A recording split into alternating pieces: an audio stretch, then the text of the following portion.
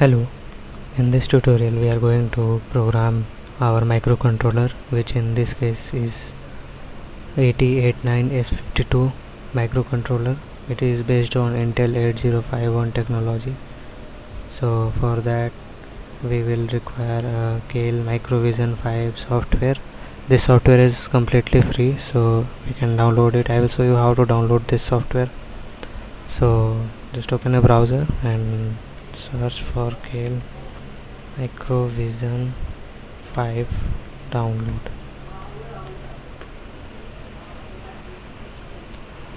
So here click on the first link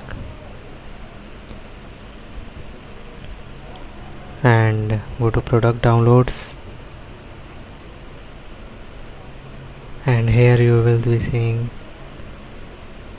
C51, which is for 8051 devices. So our 8089S52 comes under Intel 8051 architecture, so we will be downloading this C51. And if you have any other devices like ARM devices, then you can download this software, or if you have any other devices, then you can download this. So for this we will be requiring this C51, so we are going to download this one, and the code is almost same for every microcontroller, just you have to know the ports and how to use them. So basically you require hardware knowledge, so let us download this. So this is a form which you can fill and click on submit. Okay, so it asks me to country,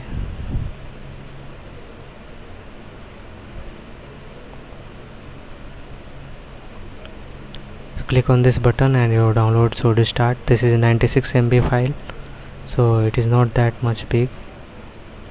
So after downloading this, I have already downloaded this thing, so I am not going to download it again. After downloading this thing, install it and then open it.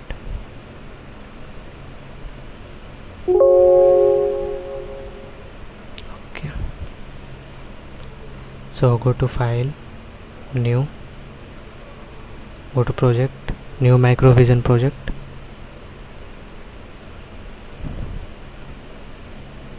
and select a location where would you like to store your project. So I am going to store it on desktop and I will name it as TIV. And now I will, so this is a select device for target, so you have to enter your microcontroller name. So I am going to enter here 8089S52, which is the microcontroller in my case, and I will select it and click on OK. So here it asks for startup.a51 file. So 8089S52 or any 8051 architecture models which are latest do not require any startup file, so you will be pressing no. And here go to your target, expand it and go to source group 1 and right click on it and click on add new item to group, and here you will select your C file because we are programming in embedded C, and give the file a name. So let us name it main.c. so this one is not important, I will close it. Okay, so main.c. so this is the basic requirement that we should have to program our microcontroller, and now we can write our code. So let us start writing our code here. So first of all I would like to include the registry definitions. So for that I will include like 51.h. So this library contains all registry information, special registry functions and everything for your S52, C52 chips. Now I will be declaring a void main function. So in this program we are going to blink an LED. So let us first mark our microcontroller pins, which pins are going to be input or which pins are going to be output. So let us first define a pin, which is defined using this s-bit variable, and then we can give a name to our variable. Let's say LED1 equal to then our port and pin number. So there are 32 pins, and there are 4 ports basically, and each port has 8 pins. So there are 4 into 8 equal to 32 pins. So we can use any of them as input or output. You just have to be careful with port 0, as it requires a pull-up resistor. So we are not going to detail that much, but we are going to use port 1 and pin 0 as our LED pin. So this is the first pin of the microcontroller. So we have selected it, port 1. So this symbol right here represents the pin of the port and is called point. So this is read as P1.0. It means 0th pin of port 1. So it is defined as LED1. So now we will be defining this port as output port. So for defining a port as output port, we will need to write 00 to all the pins. We can also write only 0 to 1 pin, but that is okay. For simplicity of the program, I am writing the whole port as output, so we can get output from all the ports. But since we are only programming the 0th pin, so we will be getting the output from our 0th pin. So now we will be writing our main program. So up to this, before while, all we do is just a setup, and in the while function we do our main function, which is repeated continuously in a infinite loop. So that's why we have written while 1 here, and here we will be first turning off our LED. So I have written LED1 equal to 0. Then I will be delaying the microcontroller. So for delay we will be using a function, and I will later write the function too, but for now let us just see this. So then I will be turning the LED on, and then I will again delay the microcontroller. So now let us divide our delay function. So our delay doesn't take any input, so we are just putting void in there. So what I have observed from my experience is that AT89S52 on 12 megahertz external crystal oscillator reaches about 0.182 MIPS. So we are going to write 182,000 instructions, so that it takes around 1 second to process them all. So in that way we will be getting our 1 second delay. So let us write here I equal to 0, I less than 182 plus plus I, and then under the for loop I will write another for loop which will run 1000 times. So both codes combine, they will run 1000 times. And first let's define int I and j. So I could have also done it in a single loop, so I could have also written here 182,000, but I will tell you why I have not done this. So So this is our complete LED blinking program has been written. Now you control plus S, save it, and we will be requiring a hex file for uploading it to our microcontroller, or we can also use a simulator like Proteus and Kale simulator for testing our code or running on microcontroller simulation. So first we will be needing to generate our hex file. So first we will have to go to some setting, and we have to basically tell the microcontroller to generate the hex file. So go to project and go to options. Okay, sorry, this is wrong one. Go to project, go to options for target, and go to output.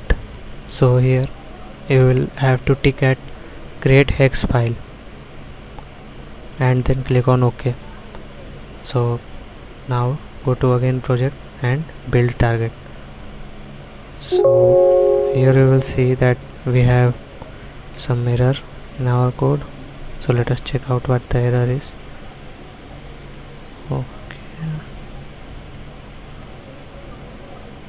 Okay, so first we have missed a thing. We have not declared our function first. Void delay.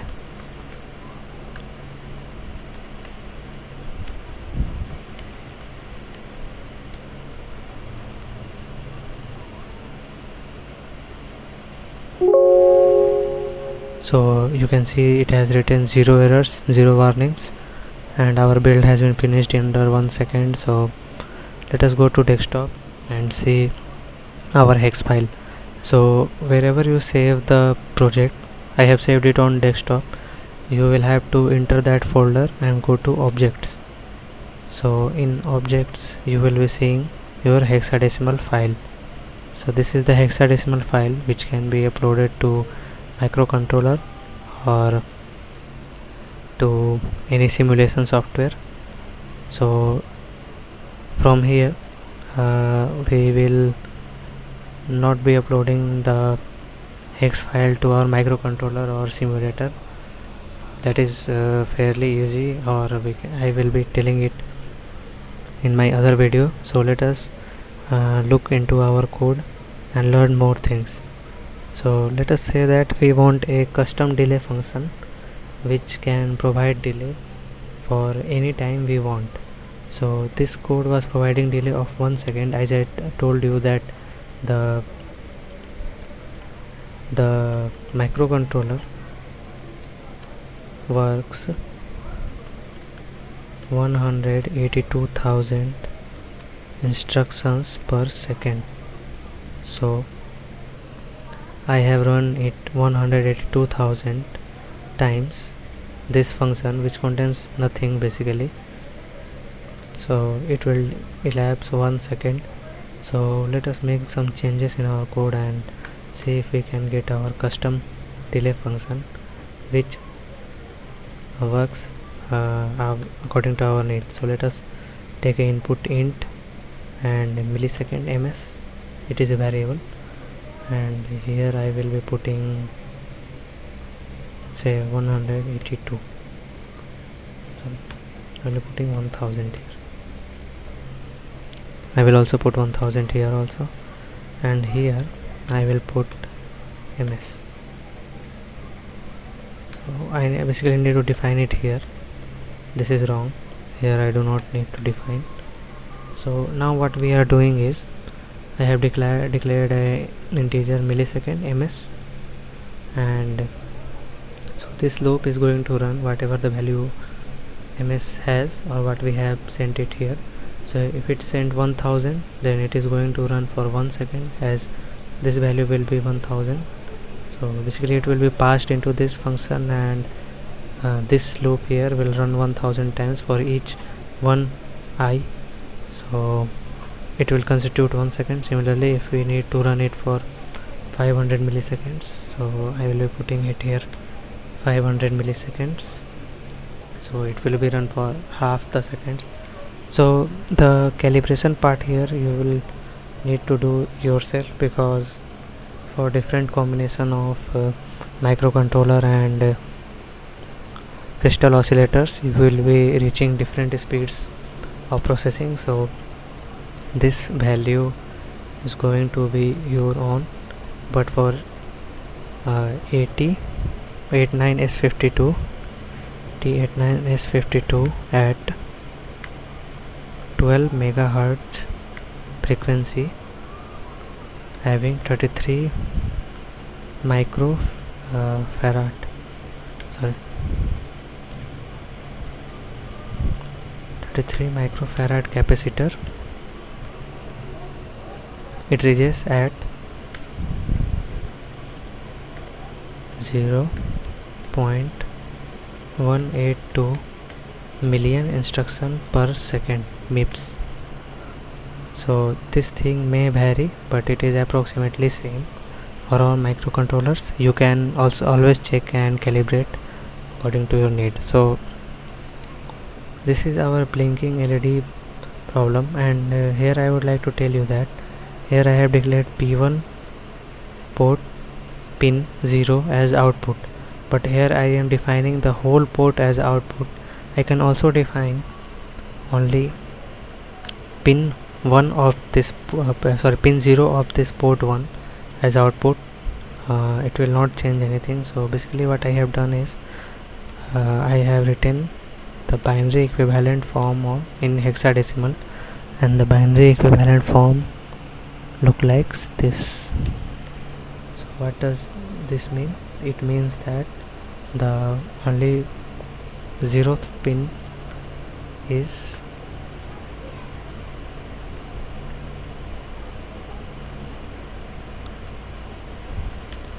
so it means that only 0th pin is output, and since all these also are 0, then every pin will work as output, but we are not bothering about every pin.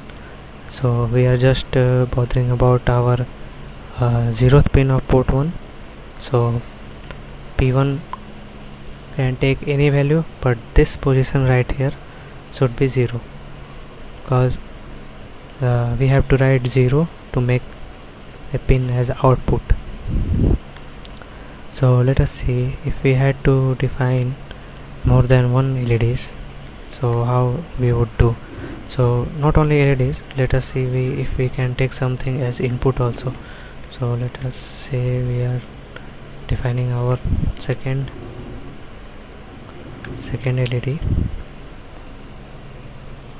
to pin 1, and we are also defining a few switches. So let us switch 1 equal to port 1 pin 2, again one switch,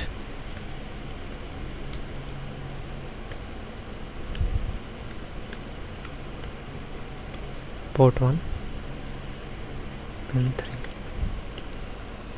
So we have set our variable here, and we will be needing to set switches as input and LEDs as output. Here I have extra.